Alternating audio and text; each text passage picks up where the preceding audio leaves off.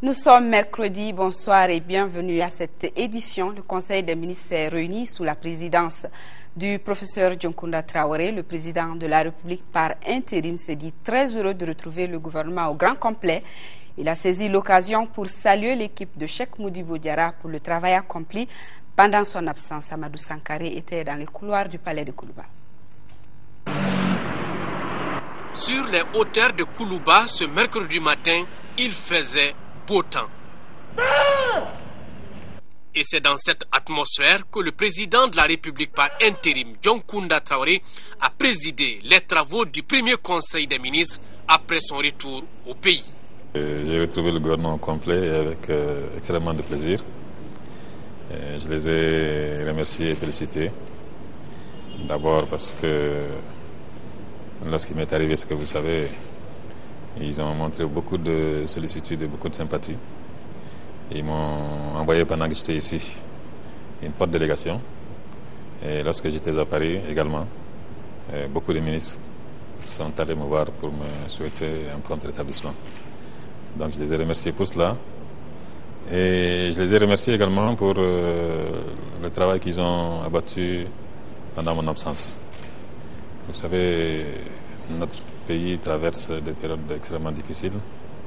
Et travailler dans un gouvernement aujourd'hui, ce n'est pas facile, ce n'est pas simple. Je crois que tous ceux qui sont dans le gouvernement du Mali aujourd'hui sont des hommes et des femmes qui ont accepté quelque part de sacrifier une partie de leur personne et éventuellement de leurs intérêts. Donc je les ai remerciés pour le travail qu'ils ont fait pendant mon absence. J'ai souhaité bonne chance au Mali. Et j'ai demandé également que tout le monde fasse des vœux et des bénédictions pour que le Tout-Puissant continue à nous assister et à nous inspirer.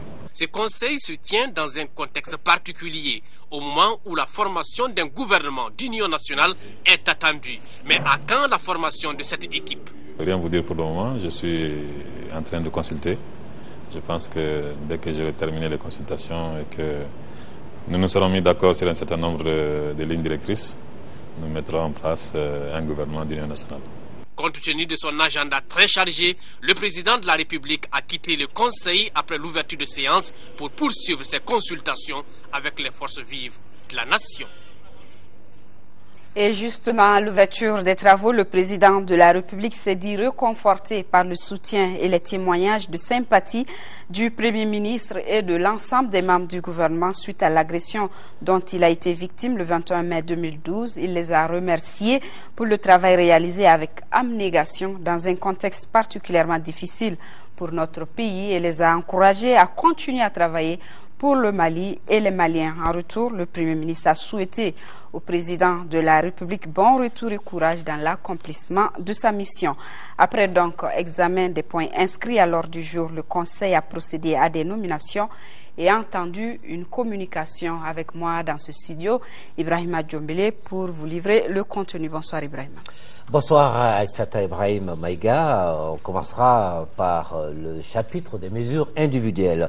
Le Conseil des ministres a procédé aux nominations suivantes au titre du ministère de la Défense et des anciens combattants. Chef d'état-major de la Garde nationale, colonel Moussa Diawara, chef d'état-major adjoint de l'armée de l'air, colonel Bougari Diallo, au titre du ministère du Commerce, des Mines et de l'Industrie, directeur du Centre malien de promotion de la propriété industrielle, Madame Konaté Suntou Diawara, ingénieur de l'industrie et des mines, directeur général de l'Agence malienne de normalisation et de la promotion de la qualité, Yaya Niafo, vétérinaire et ingénieur de l'élevage.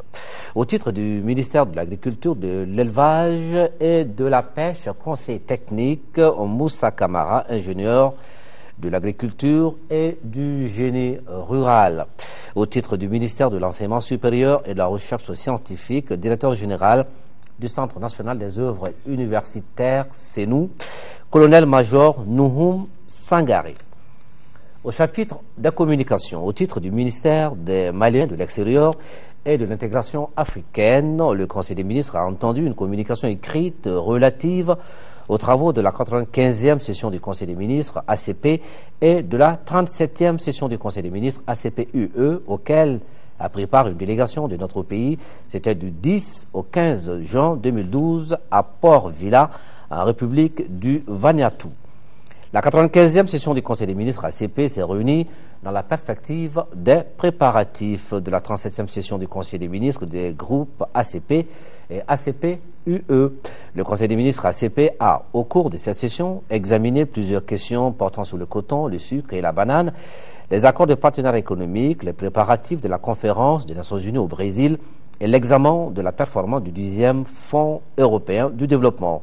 Quant aux travaux de la 37e session du Conseil des ministres conjoint ACP-UE, ils ont porté sur la ratification de l'accord de Cotonou, la conférence des Nations Unies sur le développement durable, l'accès des petites et moyennes entreprises ACP à la facilité d'investissement, le Centre pour le développement de l'entreprise, l'accord de partenariat économique APE, la politique de développement de l'Union européenne, l'appui budgétaire et la coopération au développement ACP-UE après 2013, l'état d'avancement de la préparation du cadre financier pluriannuel 2010-2014, la revue des performances du 10e FED et les migrations et le développement.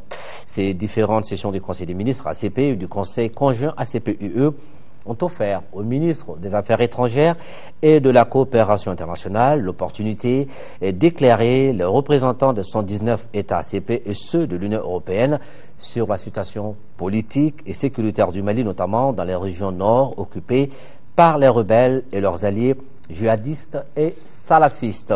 Elles ont permis d'enregistrer un soutien renforcé du groupe ACP et de l'Union européenne à l'endroit de notre pays. Assata Ibrahim. Merci Ibrahima Djombele. Nous poursuivons cette édition.